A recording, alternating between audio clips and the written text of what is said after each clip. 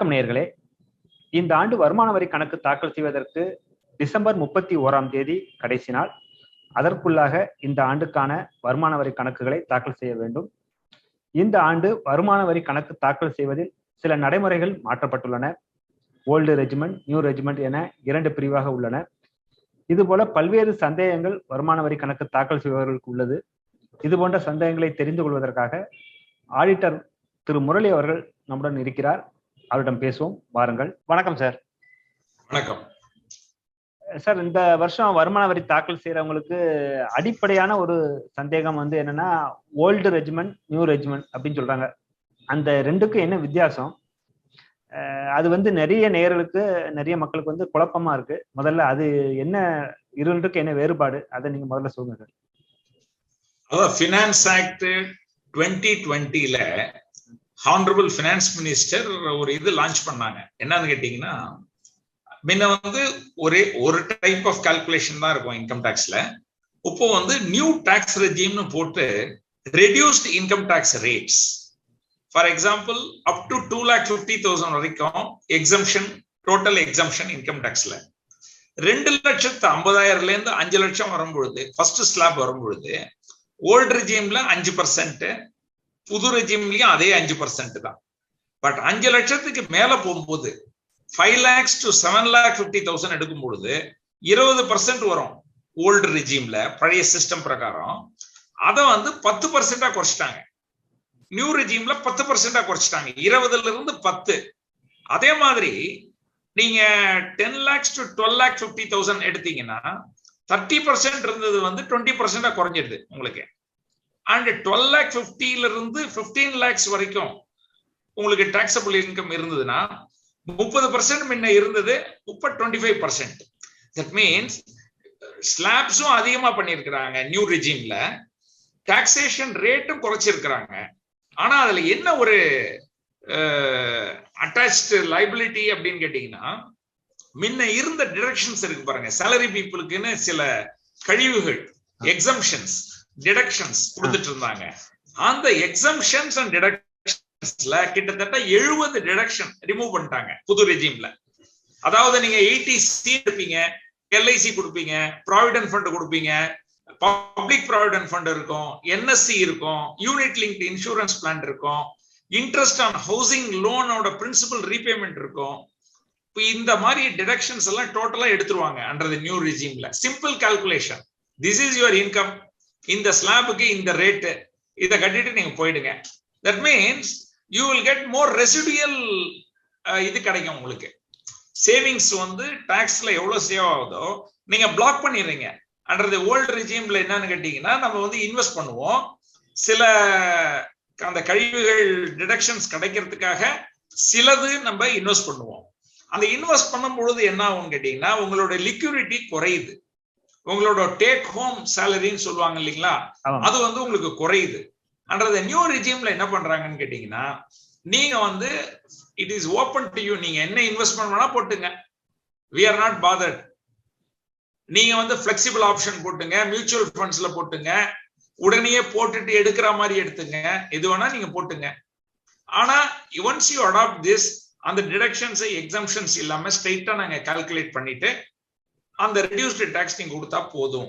இல்ல எனக்கு 80C அதிகமா இருக்கு, நான் இன்வெஸ்ட்மெண்ட் ப்ராவிடன்ட் ஃபண்ட் எல்லாம் நிறைய கட்டியிருக்கிறேன், நான் ஆல்ரெடி இன்வெஸ்ட்மெண்ட்லாம் நிறைய பண்ணிருக்கிறேன், எனக்கு அந்த கழிவுகள் வேணும், அந்த டிடக்ஷன்ஸ் வேணும், அந்த எக்ஸம்ஷன்ஸ் எல்லாம் போட்டா எனக்கு டாக்ஸ் ரேட் கம்மியாகும் அப்படின்னு நீங்க ஃபீல் பண்ணீங்கன்னா நீங்க ஓல்டு ரெஜிம்லயே கண்டினியூ ஆகலாம்.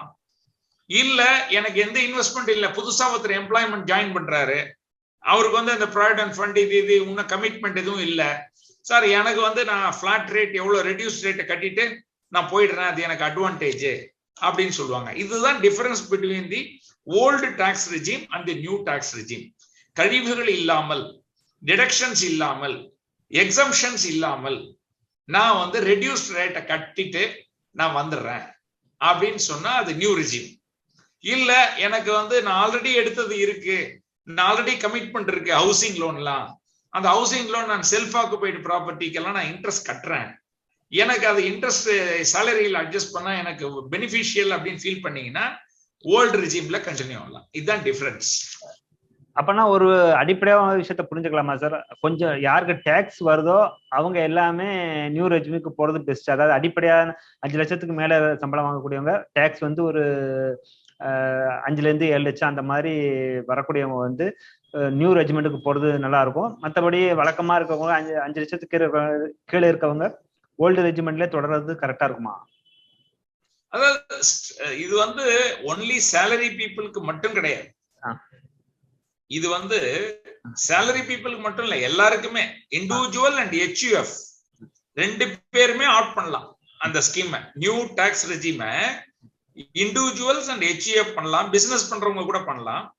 இப்போ ஃபார் எக்ஸாம்பிள் ஹஸ்பண்ட் வந்து சேலரியில இருப்பாரு, அவர் வந்து ஓல்டு ரெஜிம் பண்ணுவாரு.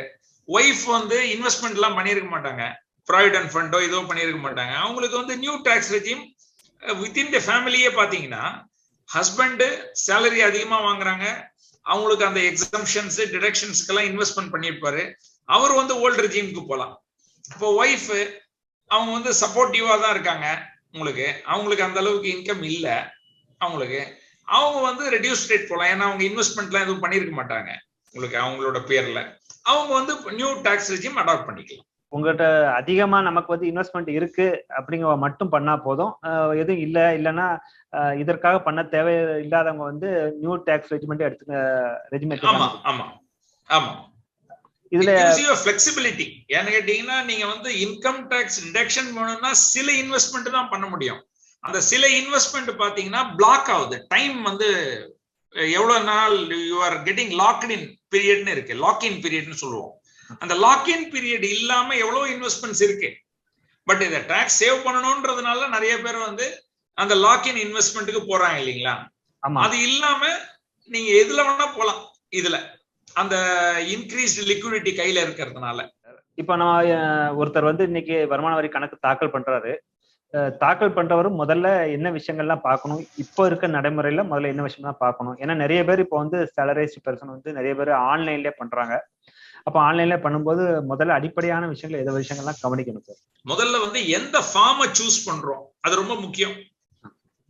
என்ன கேட்டீங்கன்னா அவங்களுடைய அவர் இண்டிவிஜுவலா, HUF-ஆ, பார்ட்னர்ஷிப்பா, LLP-யா, கம்பெனியா, சொசைட்டியா, அசோசியேஷன் ஆஃப் பர்சன்ஸா, அதை பொறுத்து அந்த ஃபைல் பண்ணக்கூடிய படிவம் அந்த ஃபார்மும் மாறுது உங்களுக்கு.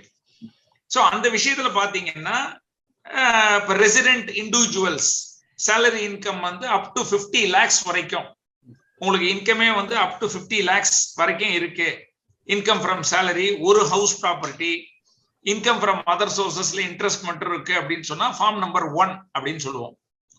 சப்போஸ் அவருக்கு மோர் தென் 1 ப்ராப்பர்ட்டி இருக்கு, இண்டிவிஜுவல் 50 லட்சத்துக்கு மேல அவருக்கு வருமானம் இருந்தால் அவர் வந்து ITR 2 அப்படின்னு சொல்லக்கூடிய ITR 2ல தான் ஃபைல் பண்ணணும். அந்த ஃபார்ம் ரொம்ப இம்பார்ட்டன்ட், எந்த ஃபார்ம்ல நீங்க பண்றீங்க அப்படின்றது முக்கியம்.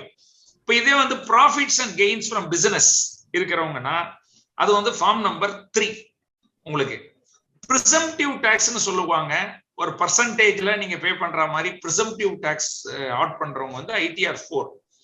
ITR 5ன்றது பார்ட்னர்ஷிப் ஃபர்ம்ஸ், LLP, AOP இவங்க எல்லாம் ஃபார்ம் நம்பர் 5.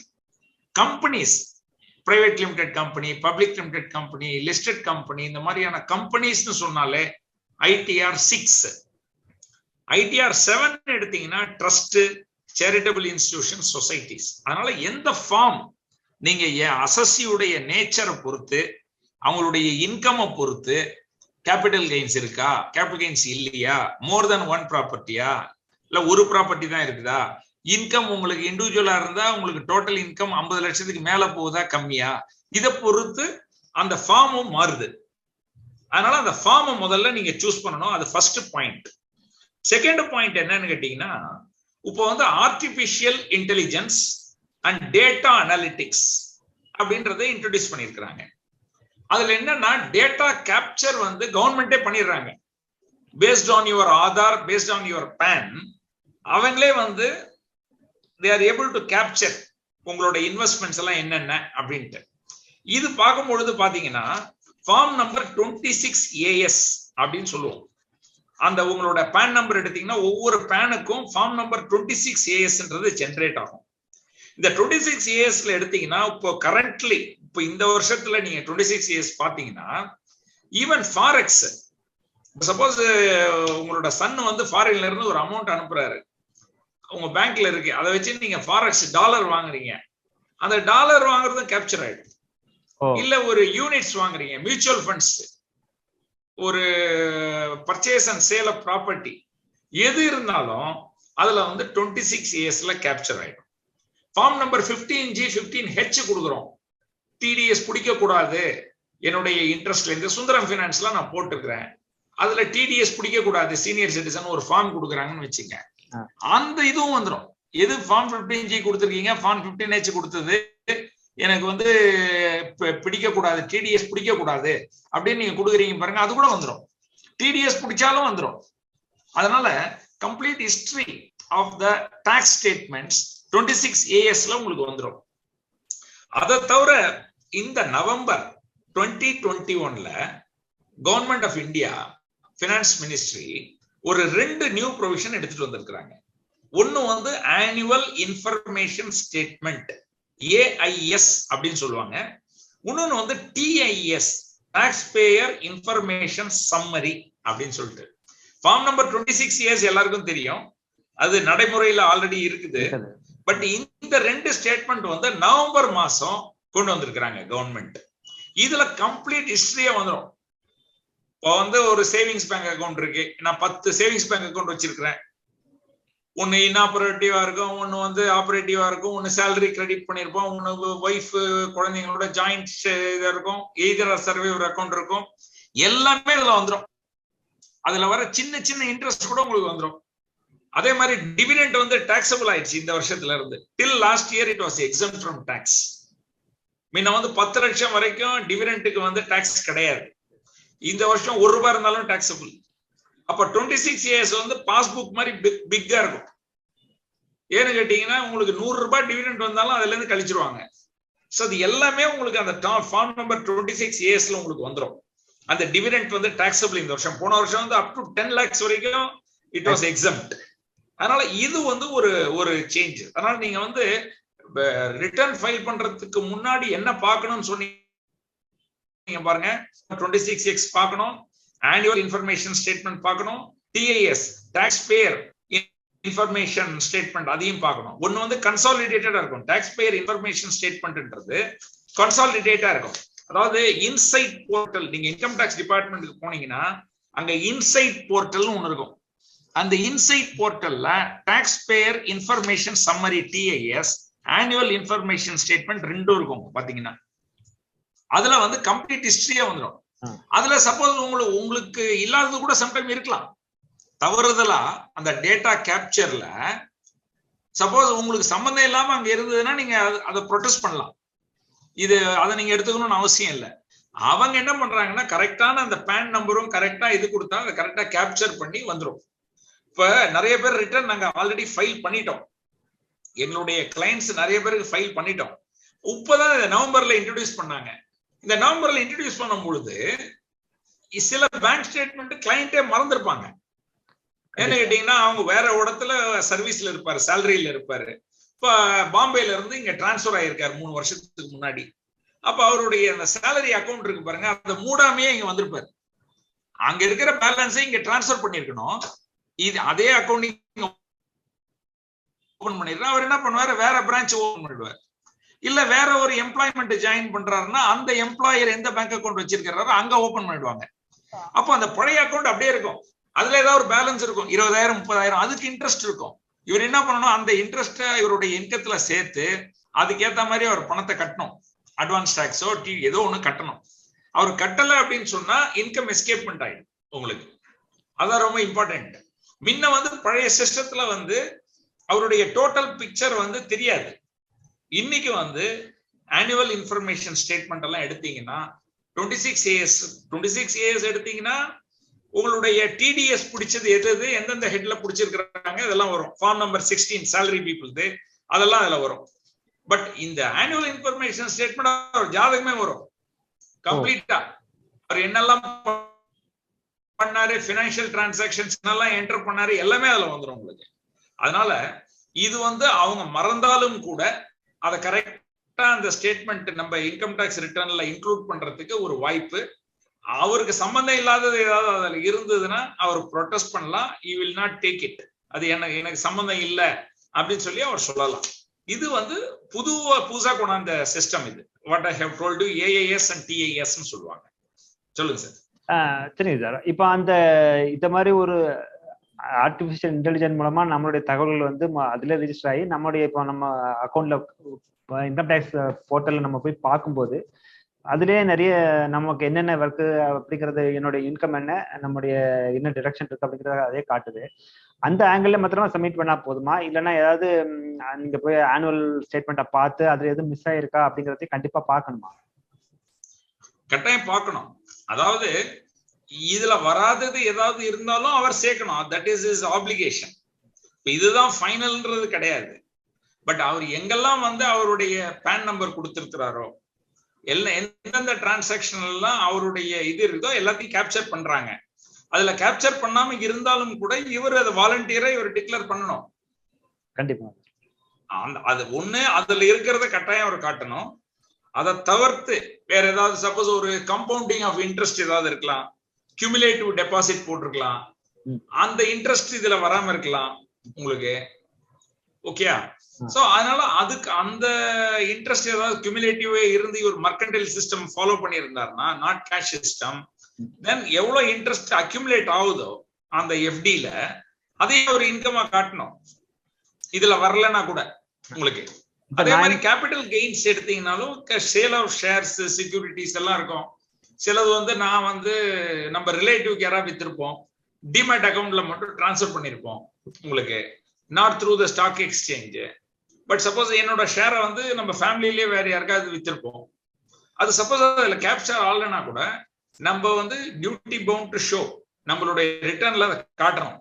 வருமான வரி தாக்கல் பண்ணும் பொழுது என்னுடைய கேபிட்டல் கெயின்ஸ் எவ்வளோ அப்படின்றத அதுல இல்லைன்னா கூட ஒரு கால்குலேட் பண்ணி கொடுக்கணும் உங்களுக்கு. நான் என்ன கேட்கலாம் சார், இப்போ அந்த ஆனுவல் ஸ்டேட்மெண்ட்ல இருக்கிறதே தான் நம்மளுடைய இன்கமா இருக்குமா? ஏன்னா இப்போ அந்த போர்ட்டல்ல நம்ம ஓபன் பண்ணி பார்க்கும்போது நம்மளுடைய இன்கம் என்ன அப்படின்னு, அதான் நான் சொல்றது, ஒரு சேலரிஸ்ட் பர்சனா இருந்துச்சுன்னா இப்போ ஃபார்ம் 1 பண்றோம் அப்படின்னா அதுல என்ன இன்கம் இருக்கு அப்படிங்கறத அதுவே காமிக்குது. அதாவது நம்ம உங்களுடைய இன்கம் என்ன அப்படிங்கிறது அதுவே டேட்டா காமிக்குது. அந்த டேட்டால வந்து ஆக்சுவலா நீங்க ஆனுவல் ஸ்டேட்மெண்ட்ல சொல்லப்பட்டிருக்க எல்லாமே இன்க்ளூட் ஆயிருக்குமா சார்? 90% எல்லாமே இன்க்ளூட் ஆயிருக்கும். நீங்க கேட்டது என்னன்னு கேட்டீங்கன்னா, அதுதான் ஃபைனல்னு சொல்லல, அதுல இருக்கிறது கட்டாயம் நீங்க காட்டணும். அதை தவிர அதுல விடுபட்டது ஏதாவது இருந்தாலும் நம்ம வந்து அசசி வந்து அதையும் சேர்க்கணும். அதுல அவங்க என்ன பண்ணிருக்காங்க, இதுதான் ஃபர்ஸ்ட் இயர் இந்த ஆனுவல் இன்ஃபர்மேஷன் இதெல்லாம் வந்து ஏஏஎஸ் டிஏஎஸ் எல்லாம் இதுதான் ஃபர்ஸ்ட் டைம். 26 years இருந்தது. யாராவது டிடிஎஸ் புடிச்சு நமக்காக கட்டியிருந்தாங்கன்னா அது நம்மளோட அக்கௌண்ட்ல வந்து உட்காந்துக்கும். சோ நம்ம அந்த இன்கமையும் காட்டணும், அந்த டிடிஎஸையும் காட்டணும். இப்ப சேல் ஆஃப் ப்ராப்பர்ட்டி 50 லட்சத்துக்கு மேல ஒரு ப்ராப்பர்ட்டி இருக்கு அப்படின்னா 1% டிடிஎஸ் பிடிக்கணும். சோ அந்த டிடிஎஸ் பிடிக்கும் போது அந்த ட்ராக்கிங் வந்துடுது, ஆடிட் ட்ரெயில் வந்துடும். ஆடிட் ட்ரெயில் வந்ததுன்னா இவர் வந்து வித்திருக்காங்க, வித்ததுல வந்து பையர் வந்து அந்த 1% பிடிச்சிருக்கிறாரு, அந்த 1% பிடிச்சத இவர் அந்த டிடிஎஸ் கிளைம் பண்ணிக்கலாம், இவர் கட்ட வேண்டிய டாக்ஸ்ல இருந்து அட்ஜஸ்ட் பண்ணிக்கலாம் உங்களுக்கு. சோ இதெல்லாம் ஃபார்ம் நம்பர் 26 yearsல வரும். அதை தவிர என்ன மேஜர் டிரான்சாக்ஷன்ஸ் பண்ணிருக்காங்க, இப்ப எதுக்காக ஃபாரின் எக்ஸ்சேஞ்ச் கொண்டு வராங்கன்னு கேட்டீங்கன்னா, ஒருத்தருக்கு இன்கமே 5 லட்சம் இருக்கும், ஒரு ஃபாரெக்ஸ் வந்து 10 லட்சம் மாத்திருப்பாரு டாலர். அப்போ இன்கம் டாக்ஸ்ல கேட்பாங்க, உங்களோட இன்கமே 5 லட்சம் தானே இருக்கு, அப்ப எப்படி நீங்க 10 லட்சத்துக்கு எப்படி பண்ணீங்க? Yes to explain. இதுதான் ஆர்டிபிஷியல் இன்டெலிஜென்ஸ் என்னன்னு கேட்டீங்கன்னா, அந்த டிரான்சாக்ஷனை கேப்சர் பண்ணுது. மியூச்சுவல் ஃபண்ட் இன்வெஸ்ட் பண்றது, ஹெவியா ஷேர்ஸ்ல டீல் பண்றது. முன்னெல்லாம் அப்படின்னா அந்த டிஃபரெண்ட் டைப் ஆஃப் டிரான்சாக்ஷன்ஸ் வந்து ஒரு ஒரு கோரிலேஷனே இல்லாம, ஒரு இணைப்பே இல்லாம இருக்கும். அப்படி இல்ல, டோட்டலா அதுலயே வந்துடுது உங்களுக்கு. அதாவது ஜாதகமே வந்துருது. அதுல அவருக்கு சம்பந்தம் இல்ல அப்படின்னு சொன்னாருன்னா he must write it. So டோட்டலா அவருடைய செலவு பண்ணது என்ன, மேஜர் இன்வெஸ்ட்மெண்ட்ஸ் என்ன, எதை வித், இது only not only related to income tax, அதுதான் முக்கியம். All your financial transactions are captured. நீங்க இன்கம் டாக்ஸ் ரிட்டர்ன் ஃபைல் பண்றது என்ன பண்றீங்க, இன்கம் வருமானத்தை தான் நம்ம காட்டுறோம். ஆனா இந்த ஸ்டேட்மெண்ட்ஸ் நான் சொன்னோம் பாருங்க, 26AS கூட இப்ப எப்படின்னு கேட்டீங்கன்னா டாக்ஸ் டிடிஎஸ் விட்டு டாக்ஸ் கலெக்டட் அட் சோர்ஸ்னு இருக்கு. அதாவது நீங்க ஒரு வண்டி, ஒரு கார் 10 லட்சத்துக்கு மேல ஒரு கார் ஒண்ணு வாங்குறீங்கன்னு சொன்னா அதுக்கு 1% பிடிச்சிருவாங்க. சோ நீங்க கார் வாங்குறது வந்து சேல் ப்ராஃபிட் கிடையாது. ஆனா இவ்வளவு பெரிய டிரான்சாக்சன், லார்ஜ் டிரான்சாக்சன் நீங்க பண்றீங்கன்னு சொன்னா இவர் பண்ணிருக்காருன்னு அப்பதான் தெரியும். இப்போ ஃபார் எக்ஸாம்பிள் ஒரு ப்ராப்பர்ட்டியை விற்கிறோம், அந்த ப்ராப்பர்ட்டி வித்ததுல லாஸ் கூட வரலாம். இப்ப கோவிட் பீரியட்ல இம்மூவபிள் ப்ராப்பர்ட்டி எல்லாம் வேல்யூ கம்மியாச்சு. வேல்யூ கம்மியாகும் போது சில பேருக்கு லோன் திருப்பி கொடுக்க முடியாம அந்த ப்ராப்பர்ட்டியை லாஸ்ல கூட விற்கலாம். லாஸ்ல வித்தால் கூட அந்த வாங்குறவர் வந்து 1% பிடிப்பாரு. 50 லட்சத்துக்கு மேல அந்த கிரயத்தொகை இருந்ததுன்னா 1% பிடிப்பாங்க. அது பிடிக்கும் பொழுது 26ASல வரும். அது வரும்பொழுது அசஸிங் ஆபீசருக்கு நல்லா தெரியும் இவர் வித்திருக்காரு. அப்போ வந்து நீங்க இன்கம் டாக்ஸ் ரிட்டர்ன்ல அதை காட்டணும். Capital gains or capital loss from sale of ப்ராப்பர்ட்டின்னு காட்டணும். முன்ன வந்து எப்படின்னு கேட்டீங்கன்னா அவர் டிக்ளேர் பண்ணலன்னா உடனே கண்டுபிடிக்க முடியாது ஆபீசரால. இன்னைக்கு எல்லாமே கேப்சர் பண்ண முடியும். உங்களுக்கு இது வாங்கியிருக்காரு மியூச்சுவல் ஃபண்டு, இது வித்திருக்காரு, இதை டிரான்ஸ்பர் பண்ணிருக்காரு, ஃபாரெக்ஸ் பண்ணிருக்காரு, ஃபாரினுக்கு போயிருக்காரு, எல்லாமே அதுல கேப்சர் ஆயிருக்கு. இதுதான் ஒரு இது வந்து நவம்பர்ல இருந்து கொண்டு வந்திருக்காங்க. அதனால பிஃபோர் ஃபைலிங் தி ரிட்டர்ன் நீங்க கேட்டீங்க, அவருடைய அசசி வருமான வரி செலுத்துபவர் வருமான வரி ரிட்டர்ன் ஃபைல் பண்றவருக்கு என்ன ப்ரிகாஷன்ஸ் எடுத்துக்கணும்னா, ஃபர்ஸ்ட் கரெக்டான ஃபார்ம் இருக்கான்னு பார்க்கணும். அவருடைய ஃபார்ம் நம்பர் 26AS பார்க்கணும். அதுல டிடிஎஸ் எதெல்லாம் பிடிச்சிருக்கிறாங்க அதெல்லாம் இவர் கொண்டு வரணும். அப்புறம் ஆனுவல் இன்ஃபர்மேஷன் ரிட்டர்னை பார்க்கணும். அப்புறம் டாக்ஸ் பேயர் இன்ஃபர்மேஷன் சிஸ்டம் நெட்வொர்க்ல ஒவ்வொரு ஹெட்ல என்னென்ன வருது அதையும் அவர் பார்க்கணும். அதெல்லாம் பார்த்துட்டு அவர் ஃபைல் பண்ற ரிட்டர்ன் வந்து அந்த கேப்சர் பண்ண டேட்டா எல்லாமே அது ரிஃப்ளெக்ட் ஆயிருக்கான்னு பார்க்கணும். இதுதான் இம்பார்ட்டன்ட். சரிங்க சார். இப்போ இது வந்து நவம்பர்ல இருந்து வந்திருக்குன்னு சொல்றீங்க. இப்போ சில பேர் நவம்பருக்கு முன்னாலே ஃபைல் பண்ணியிருப்பாங்க இல்லையா? அப்படி ஃபைல் பண்ணியிருக்கவங்க இது வந்து சரியா இருக்கான்னு திரும்ப செக் பண்ணி பார்த்தா போதுமா, இல்லைன்னா அதை என்ன விதமா திரும்ப வந்து அவங்க ரீசெக் பண்ணிக்க முடியும்? அதாவது சார், என்ன டிரான்சாக்ஷன்ஸ் பண்ணாருன்றது வருமான வரி அசசிக்கு தெரியும். அத வந்து இன்னொரு தடவை ஒரு ரிவிஷன் மாதிரி தான் இதெல்லாம். அவர் என்ன டிரான்சாக்ஷன்ஸ் பண்ணாரோ அதுதான் இது கேப்சர் பண்ணுது, இந்த ஆனுவல் இன்ஃபர்மேஷன் ரிட்டர்ன்ன்றது. அப்ப கூட சில பேர் வந்து சில அக்கௌண்ட்ஸ காட்டாம விட்டவங்க இருப்பாங்க. அப்ப அவங்க என்ன பண்ணுவாங்கன்னா they will file a revised return. ஓ, அப்ப ரிவைஸ்ட் ரிட்டர்ன் தான் ரிவைஸ்ட் ரிட்டர்ன் சொல்லிட்டு ஒரு செக்ஷன் 154ல உங்களுக்கு revise mistake apparent from record சொல்லி ஒண்ணு பண்ணலாம், அல்லது ரிட்டர்னே fresh return reflecting the latest one you can file the return. ஏதாவது விட்டு போயிருந்தால் ஃப்ரெஷ் ரிட்டர்ன் கூட பண்ணிக்கலாம் இல்லையா சார்? பண்ணலாம், ரிவைஸ் ரிட்டர்ன் ஃபைல் பண்ணலாம். அந்த அந்த புதுசா கொடுத்த அந்த ஆனுவல் இன்ஃபர்மேஷன் ரிட்டர்ன்ல இருக்கிற இதுதான் மிஸ் ஆயிருந்தா. பட் ஃபார்ம் நம்பர் 26AS வந்து எல்லாமே கவர் ஆயிருக்கும். டாக்ஸ் ஃபைல் பண்ணக்கூடிய லெவலுக்கு என்னவோ அது வந்து 26AS பொறுத்த வரைக்கும் பர்ஃபெக்டா இருக்க போகுது. அந்த டிடிஎஸ் இடிஎஸ் எல்லாம் வந்துருக்கு, அதுல மாற்றம் ஒன்றும் கிடையாது. பட் சில அவர் பேலன்ஸ் ஷீட் மாதிரி போடுறவங்க எல்லாம் இருப்பாங்க. அந்த பேலன்ஸ் ஷீட் போடும்போது அசட்ஸ் லயபிலிட்டிஸ் போடுவாங்க. அந்த அசட்ஸ் லயபிலிட்டிஸ் போடும் பொழுது சில டிரான்சாக்ஷன் விடுபடக்கூடிய சான்ஸ் இருக்கு. இன்கம் அஃபெக்ட் ஆகாது, பட் அவருடைய பேலன்ஸ் ஷீட் போடுற பிசினஸ் பீப்புள் இருக்காங்க, அவங்க ரிட்டர்ன் ஃபைல் பண்ணிட்டு சில டிரான்சாக்ஷன்ஸை காட்டாம இருந்தா அதை இன்க்ளூட் பண்ணி they have to file a return. அதுக்குதான் ஒரு ப்ரொஃபஷனல் கிட்ட தான் போகணும். அதாவது ஈவன் நம்ம ரிட்டர்ன் ஃபைல் பண்ணும் பொழுது யூட்டிலிட்டின்னு சொல்லுவாங்க, அந்த ஓல்டு யூட்டிலிட்டியை வச்சுக்கிட்டு ஃபைல் பண்ணாங்கன்னா அதுல அந்த லேட் ஃபைலிங் டிசம்பர் வரைக்கும் எக்ஸ்டெண்ட் பண்ணிட்டாங்க கவர்மெண்ட். நீங்களும் சொன்னீங்க we have got a time up to 31st டிசம்பர்னு நீங்க சொன்னீங்க இந்த நிகழ்ச்சி ஆரம்பிக்கும் பொழுது. ஆனா ஒரிஜினல் ரிட்டர்ன் டியூ டேட் தாண்டினால உங்களுக்கு பெனால்டி வர மாதிரி அந்த ஒரிஜினல் சாஃப்ட்வேர்ல இருந்தது அந்த யூட்டிலிட்டியில. இப்போ என்ன பண்ணணும், ரிட்டர்ன் ஃபைல் பண்றவங்க அந்த ஓல்டு யூட்டிலிட்டி எடுத்துட்டு நியூ யூட்டிலிட்டியை டவுன்லோட் பண்ணணும். இன்கம் டாக்ஸ் வெப்சைட்ல இருந்து நியூ யூட்டிலிட்டி டவுன்லோட் பண்ணணும், நியூ சாஃப்ட்வேர். அந்த நியூ சாஃப்ட்வேர்ல போடும் பொழுதுதான் 31st டிசம்பர் வரைக்கும் எக்ஸ்டென்ஷன் வரும். அதனால லேட் ஃபைலிங் ஃபீ நீங்க கட்ட வேணாம். Penalty 5,000 rupees, 1,000 rupees or 5,000 rupees you will have to pay. அது வந்து நீங்க பே பண்ண வேணாம். இல்லைன்னா என்ன ஆகும்னா ஓல்டு யூட்டிலிட்டியை வச்சு அவர் ஃபைல் பண்றாருன்னா நிறைய பேர் ஃபோன் பண்ணுவாங்க, சார் எனக்கு 5,000 ரூபாய் கட்டணும்னு வருது, மேண்டேட்டரின்னு வருது, டிலேன்னு வருது, இன்ட்ரெஸ்ட்னு வருது. நாங்க சொல்லுவோம், நீங்க வந்து ஓல்டு யூட்டிலிட்டி யூஸ் பண்ணிருப்பீங்க, இப்ப நியூ யூட்டிலிட்டி வந்திருக்குது, நியூ சாஃப்ட்வேரை டவுன்லோட் பண்ணி அப்புறமா ஃபைல் பண்ணீங்கன்னா இது வராது, 31st டிசம்பர் வரைக்கும் டியூ டேட் கொடுத்துருக்காங்க அப்படின்னு சொல்லுவோம். அதனால இதுல டெக்னாலஜியும் இன்வால்வ்டு, டேட்டா கேப்சரும் இன்வால்வ்டு. அதனால அதே மாதிரி ஓல்டு ரிஜிமா நியூ ரிஜிமா ரெண்டு வகையிலையும் போட்டு பார்க்கணும்.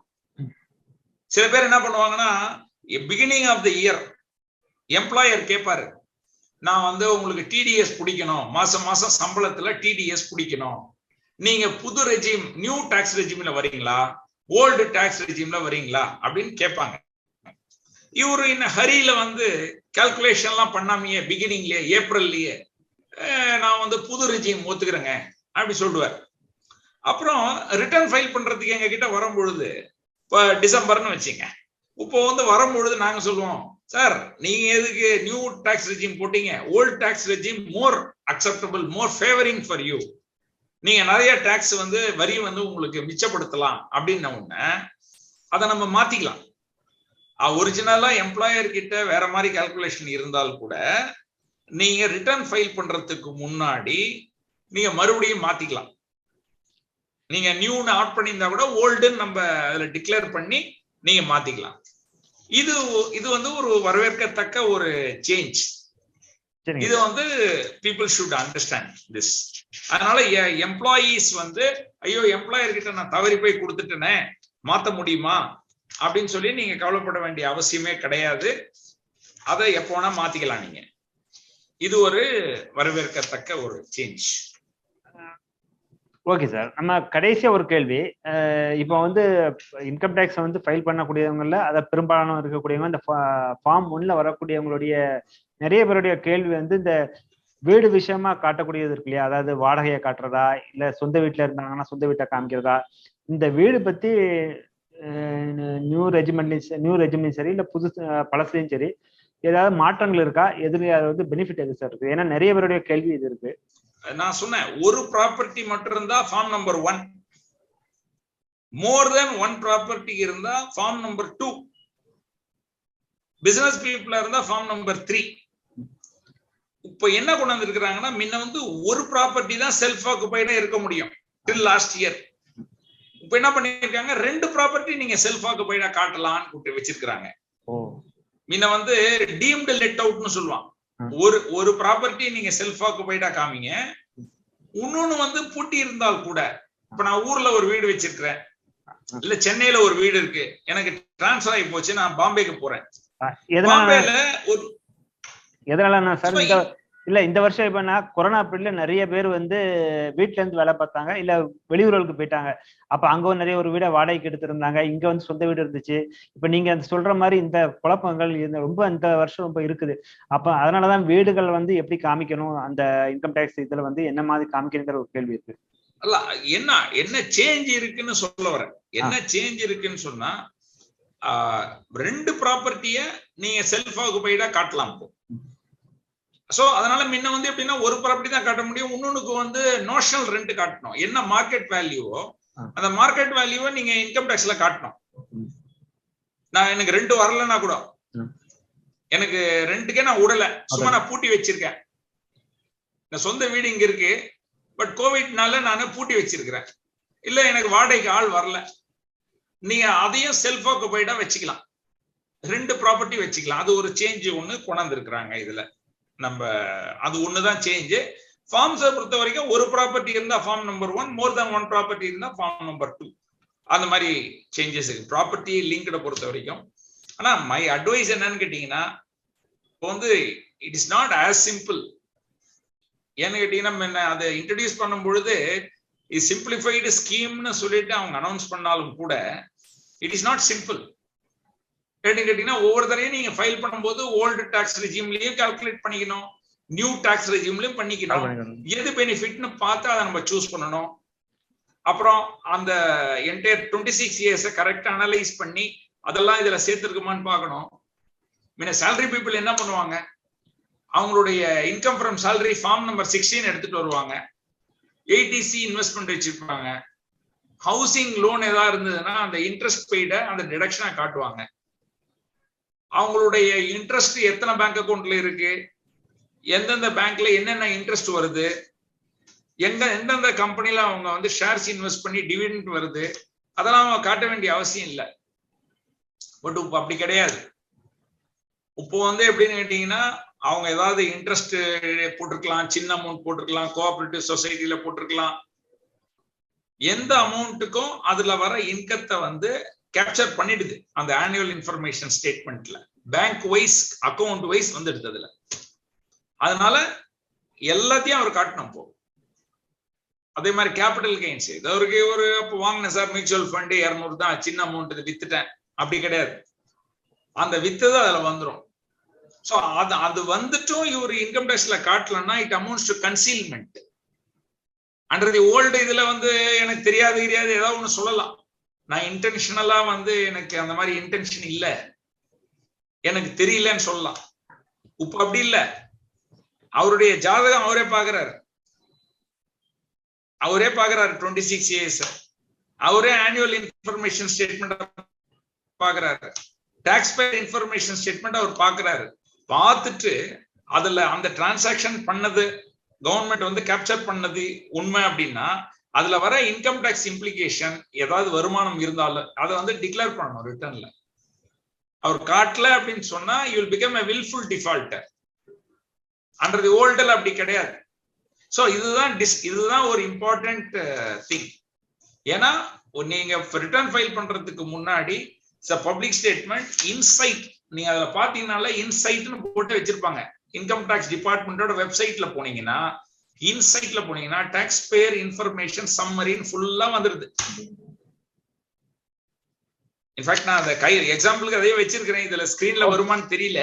Okay sir. அது வந்து கிளியரா அதுல எல்லாம் போட்டு வரும். ஹெட் வைஸ் ஒரு இன்ஃபர்மேஷன் கேட்டகரி எடுத்தீங்கன்னா interest from savings bank, interest from deposit, income from income tax refund, sale of security, units of mutual fund, purchase of time deposits head wise வரும். அந்த ஹெட்ல பார்த்துட்டு அந்த ப்ராசஸ்டு வேல்யூன்னு இருக்கும். அதை பார்த்துட்டு எனக்கு பிரேக்கப் போனோம், எனக்கு எப்படி இவ்வளவு இன்ட்ரெஸ்ட் வருது, எனக்கு வராது இவ்வளோ அப்படின்னு சொல்லிட்டு உங்களுக்கு டவுட் இருந்தா அது எப்படி வருதுன்னு காம்பனன்ட் வேணும்னா நீங்க ஆனுவல் இன்ஃபர்மேஷன் ஸ்டேட்மெண்ட்டுக்கு போனீங்கன்னா இதோட பிரேக்கப் அதுல வந்துடும். இன்ஃபர்மேஷன் கோடு, எந்த quarter, date of payment, date of paid, credited எல்லாம் வரும். இவர் என்ன பண்ணுவாரு, கியூமுலேட்டிவ்ல போட்டு வச்சிருவாரு. ஏதோ ஒரு பேங்க் பாம்பேல போட்டு வச்சிருப்பாரு. அது அப்படியே அது மெச்சூரிட்டியாக அது கிரெடிட் ஆகிட்டே போகும். இவரே மறந்துருப்பாரு, ஜென்யூனா மறந்துருப்பாரு. இப்ப பார்த்தாங்கன்னா இவரு லாஸ்ட் 5 இயர்ஸ் 6 இயர்ஸ் காட்டலன்னு வரும். சோ இதெல்லாம் வந்து ரிஸ்க் இருக்கு. அதனால ரிட்டர்ன் ஃபைல் பண்றவங்க ஒரு நல்ல ஒரு ப்ரொஃபஷனல் அப்ரோச் பண்ணணும், கரெக்டா ஃபைல் பண்ணணும். ஏன்னு கேட்டீங்கன்னா இந்த நார்மல் கம்ப்ளைன்ஸ்ன்றது இன்ட்ரெஸ்ட், பெனால்டி, ப்ராசிக்யூஷன் என்னென்னோ வந்துருச்சு, அண்ட் டெக்னாலஜியும் வந்துருச்சு. அதனால முதல்ல ஒரு இன்கம் டாக்ஸ் ரிட்டர்ன் ஃபைல் பண்ணணும்னா 26 இயர்ஸ் அப்புறம் இந்த ஆனுவல் எல்லாத்தையும் எடுத்து வச்சுக்கிட்டு தான் அவங்க ரிட்டர்னே போட ஆரம்பிக்கணும்.